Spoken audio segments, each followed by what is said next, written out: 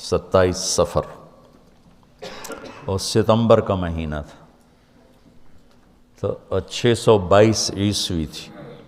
تو ادھر ہے مدینہ اور ادھر ہے جبل ثور۔ تو ابو بکر نے عرض کی میں نے ایک غار ڈھونڈ رکھا ہے، پہلے وہاں چلتے ہیں، تو جب ہماری تلاش ذرا رک جائے گی پھر ہم نکلیں گے۔ تو اللہ کے نبی پنجوں کے بل چل رہے تھے، پنجوں کے بل۔ پنجوں کے بل اس لیے چل رہے تھے کہ پاؤں کا نشان دیکھ کر کھوجی پیچھے نہ پہنچ جائے۔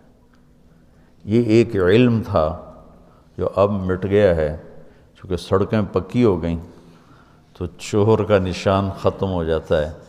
جب سڑکیں کچی ہوتی تھیں تو اس کے قدموں کو کھوجی پہچانتا ہوا چلتا چلتا چلتا اس کے گھر پہنچ جاتا تھا، چاہے وہ 100 میل ہوتا تھا۔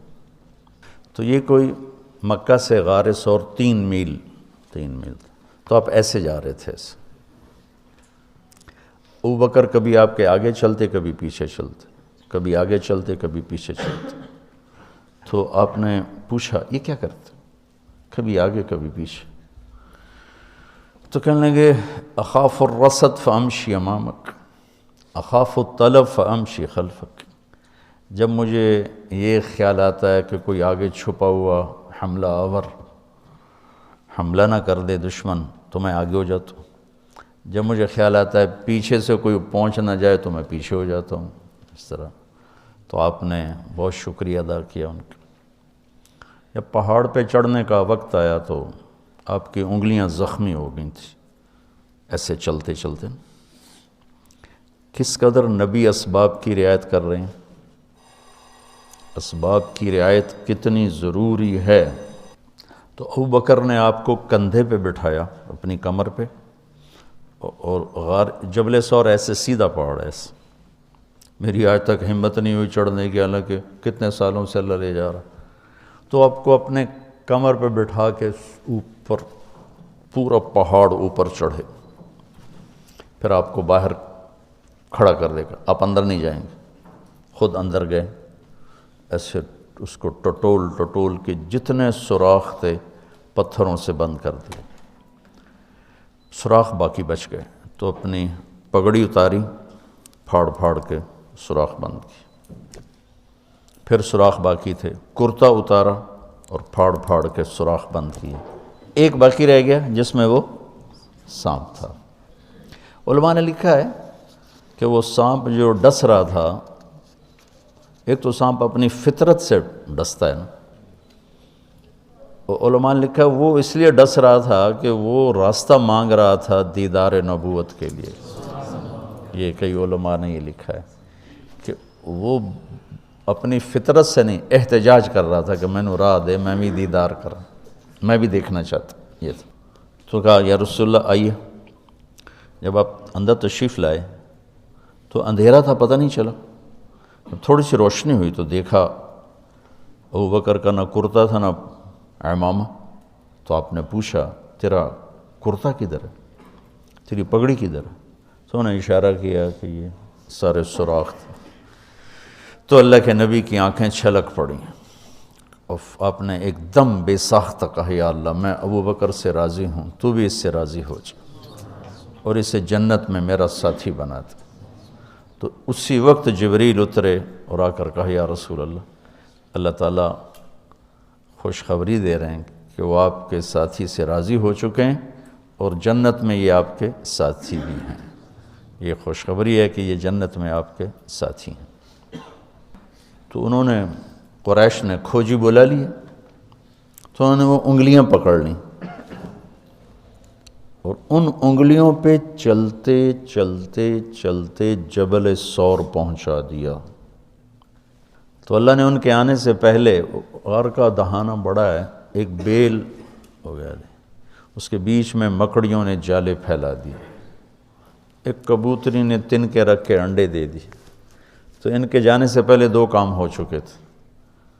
تو وہ کھوجی کیسا، حالانکہ پہاڑ پہ تو کچی زمین پہ تو پورا پاؤں لگتا ہے، پہاڑ پہ تو ایسے ایک آدھ کوئی نشانی پڑتا ہوگا تو کیسا علم تھا، ان کو لا کر اس نے دروازے پہ کھڑا کر دیا، کہا یہ ہے، اس سے آگے کوئی نہیں۔ تو ابی بن خلف کہنے لگا تیرا دماغ خراب، یہ جالا محمد کی پیدائش سے بھی پہلے کا بنا ہوا ہے، اور تو کہتا ہے ادھر گھس گئے، بے وقوف کہاں لے کے آ گیا؟ اب ابو بکر ڈر رہے تھے کہ یا رسول اللہ اب کیا ہوگا؟ تو آپ نے کہا ما ظنک باثنین اللہ ثالثہما، جن کا اللہ ساتھی ہو ان کو کیا پریشانی؟ تو امیہ بن خلف نے وہیں دروازے غار کے منہ پہ بیٹھ کے اندر منہ کر کے پیشاب کیا، اب دونوں سامنے بیٹھے تھے۔ تو آپ نے مسکراتے ہوئے فرمایا دیکھو اگر یہ ہمیں دیکھ سکتے تو یہ یہاں بیٹھ کے پیشاب کرتا؟ تو انہوں نے آرام سے وہاں پیشاب کیا، وہ سامنے بیٹھے ہوئے تھے دونوں۔ اللہ نے بیچ میں پردہ ڈال دی۔ قرآن ابوبکر صدیق کے اندر کے جذبے کو بتاتا ہے، لا تحزن لا تحزن۔ قوم موسیٰ جب سامنے پانی اور پیچھے فرعون، تو ان کے جذبات کی ترجمانی کرتا ہے انا لمدرکون، انا لمدرکون۔ 40 برس کی صحبت اٹھائی ہے دو نبیوں کی، ہارون اور موسیٰ۔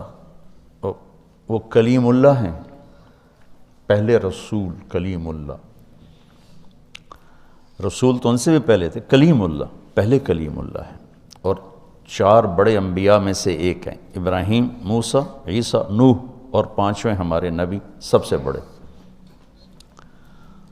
تو جب آگے سمندر اور پیچھے فرعون، تو ان کو اپنے نبی کی کوئی فکر نہیں رہی، نہ موسیٰ علیہ السلام نہ ہارون۔ انا میں غور کرو اور لام پہ غور کرو، ایک انا اور لام، اس کا ترجمہ میں یوں کیا کرتا ہوں کہ کہنے لگے موسیٰ تو نے مروا کے ہی چھوڑا ہمیں، آپ کا کیا بنے گا، اب کیا ہوگا، آپ کی جانوں کو خطرہ ہے، ہم مارے گئے، ہم پکڑے گئے۔ تو آگے موسیٰ علیہ السلام نے اتنی شدت سے کہا کلا۔ کلا کا ترجمہ میں یوں کیا کرتا ہوں کہ ہو تسی اسے لیک کہ یا تسی پانی ڈوب جاؤ یا تو فرعون لتر مارے، لیکن ان معی ربی، میرا رب میرے ساتھ ہے، مجھے بچائے گا تو میری تو فعل تم بھی بچو گے۔ تو انا لمدرکون ان کے ذہن کی عکاسی کرتا ہے، پستی ذہن کہ صرف اپنی پڑ گئی، اور لا تحزن عکاسی کرتا ہے کہ ابراہیم ابوبکر اپنی جان کا اگر خوف ہوتا تو لفظ آتا لا تخف، انہیں غم لگ گیا اپنے نبی کا کہ اب میرے نبی کا کیا ہوگا۔ تو حزن اپنے لیے نہیں، اپنے دوسرے کے لیے، آپ کی اب آپ کا کیا بنا، اب میرے نبی کا کیا بنے گا، اس کیفیت کے لیے قرآن نے اس میں عظمت صدیق ہے، لا تحزن، کہ انہیں اپنا کوئی فکر نہیں تھا، انہیں فکر پڑ گیا نبی کی۔ تو انہوں نے کہا ان اللہ معنا، اور ان اللہ معنا صدیق کو بھی اپنے ساتھ لے لیا، تیرے میرے دونوں کے ساتھ اللہ ہے، فکر۔ موسیٰ علیہ السلام نے صرف اپنے آپ کو لیا ان کے اس جملے کی وجہ سے، ان معی ربی، میرا رب میرے ساتھ۔